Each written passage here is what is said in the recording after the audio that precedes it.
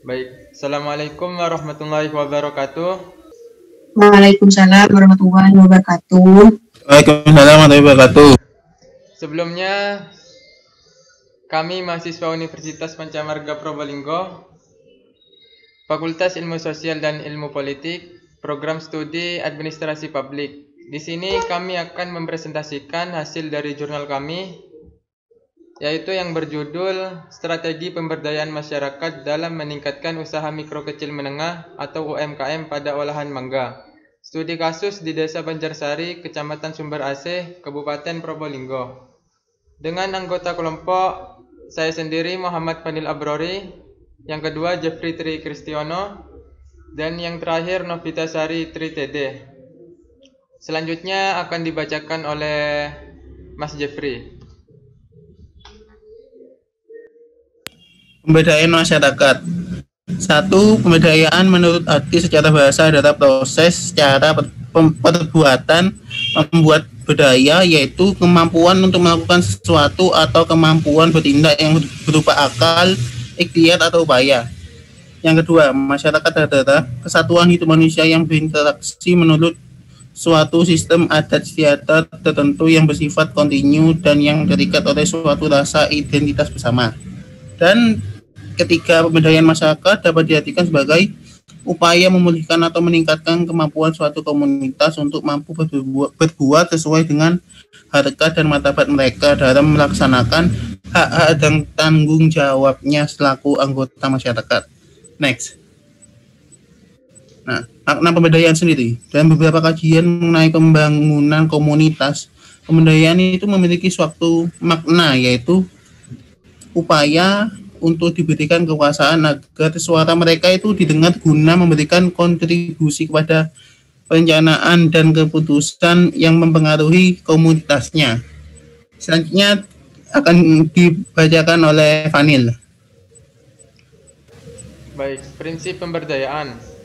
Berdasarkan Undang-Undang Republik Indonesia Nomor 20 Tahun 2008, Pasal 4 Prinsip Pemberdayaan sebagai berikut. Yang pertama, penumbuhan kemandirian, kebersamaan dan kewirausahaan UMKM untuk berkarya dengan prakarsa sendiri. Dan yang kedua, perwujudan kebijakan publik yang transparan, akuntabel, dan berkeadilan. Dan yang ketiga, pengembangan usaha berbasis potensi daerah berorientasi pasar sesuai dengan kompetensi UMKM.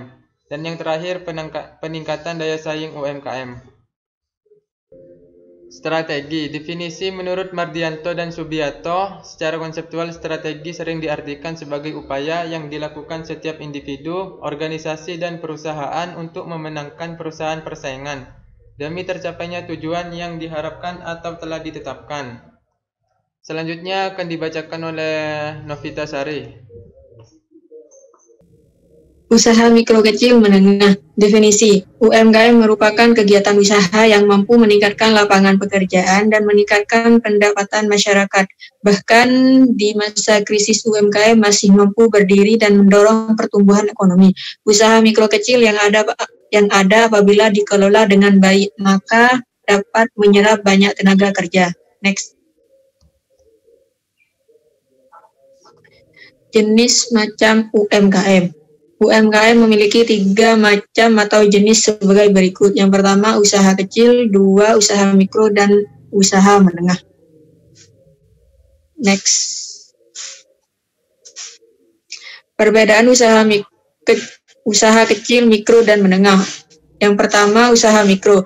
Usaha ekonomi produktif yang berdiri sendiri dan dilakukan oleh perseorangan atau badan usaha yang memiliki aset paling banyak 50 juta dan memiliki omset per tahun 300 juta.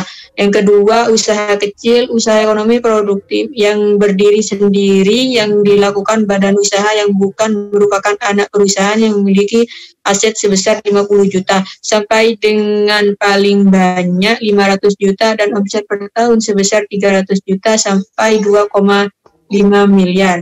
Yang ketiga, usaha menengah. Usaha ekonomi yang berdiri sendiri dan bukan merupakan anak perusahaan dengan jumlah aset 500 juta sampai dengan miliar ya, dan omset per tahun dari 2,5 miliar sampai 500 miliar.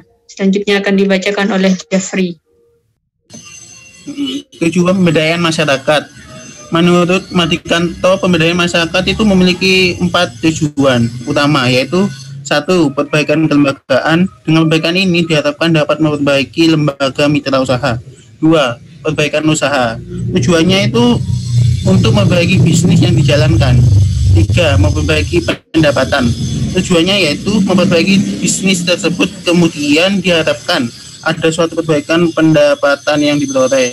Dan 4 yang terakhir, perbaikan lingkungan. Tujuan yaitu perbaikan tersebut diharapkan dapat memperbaiki lingkungan baik fisik maupun lingkungan. Next. Nah, strategi pemberdayaan UMKM. Menurut Saifuddin Firmansyah, pemberdayaan UMKM itu memiliki 4 strategi utama, yaitu 1. Strategi peningkatan kemampuan finansial.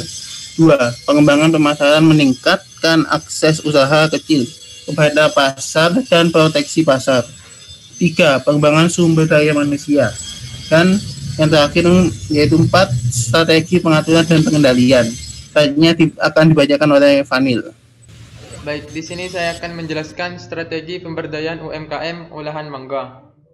Strategi dalam pemberdayaan UMKM olahan mangga antara lain yaitu yang pertama pengembangan sumber daya manusia, dan yang kedua fasilitas permodalan, dan yang ketiga memperluas akses pasar, dan yang terakhir perizinan. Dinas Koperasi UMKM dan Industri. Dinas Koperasi bertugas sebagai pelaksana strategi pemerintah daerah dalam pengembangan sumber daya manusia dalam hal material usaha, fasilitas permodalan, perluasan akses pasar, dan dukungan kemudahan dalam perizinan. Dan Dinas Perindustrian dan Perdagangan bertugas pelaksana strategi pemerintah daerah dalam pengembangan sumber daya manusia dalam mengelola mangga dan perluasan akses pasar. Selanjutnya akan dibacakan oleh Mevita Sari. Faktor pendukung dan penghambat UMKM olahan mangga. Faktor pendukung yang pertama dukungan dana dari pemerintah, yang kedua klinik konsultasi bisnis untuk UMKM. Faktor penghambat yang pertama bahan baku, yang kedua kualitas sumber daya manusia. Next. Dampak pemberdayaan UMKM mangga. Yang pertama, dampak dari pemberdayaan ini adalah peningkatan pendapatan dari masyarakat. Masyarakat yang khususnya pengolah mangga mayoritas adalah ibu rumah tangga yang tidak memiliki penghasilan sebelumnya. Dengan adanya pemberdayaan ini bisa mendapatkan penghasilan dan memenuhi kebutuhannya sehingga dapat meningkatkan taraf hidupnya.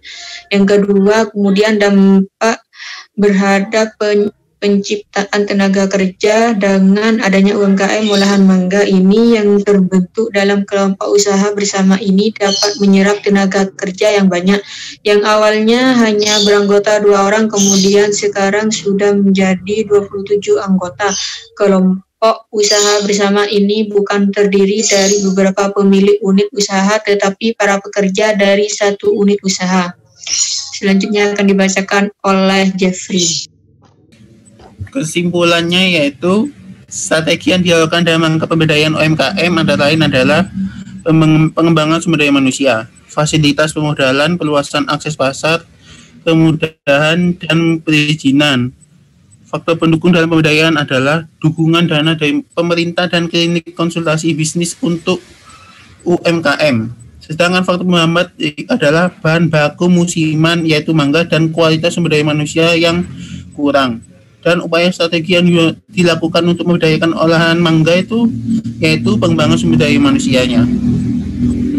Sekian presentasi dari kelompok kami. Apabila ada salah kata atau ucapan, mohon maaf yang sebesar-besarnya. Wabillahi taufik walhidayah. Wassalamualaikum warahmatullahi wabarakatuh. Waalaikumsalam warahmatullahi wabarakatuh.